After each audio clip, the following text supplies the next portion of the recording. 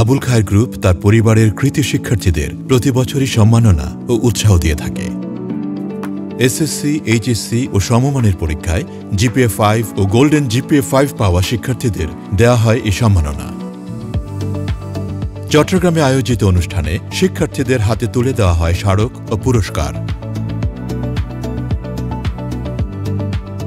তাদের এই অর্জন পরিবারের পাশাপাশি আবুল খায়ের গ্রুপকেও গর্বিত করে বলে স্বাগত বক্তব্যে জানান brand director Naushad Chowdhury.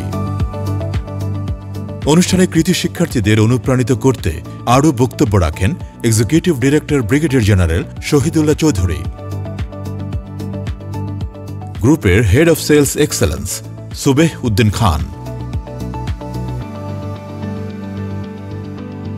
Flat steel accounts GM Mohammad Mahbubur Rahman Bhuiyan, divisional head HR Syed Tanvir Hussain,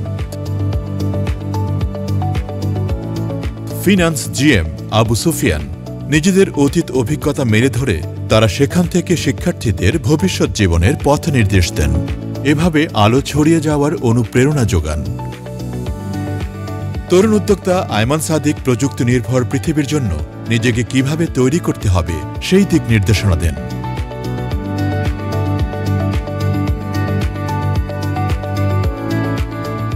জমকালো সাংস্কৃতিক আয়োজনের মধ্য দিয়ে অনুষ্ঠান শেষ হয়।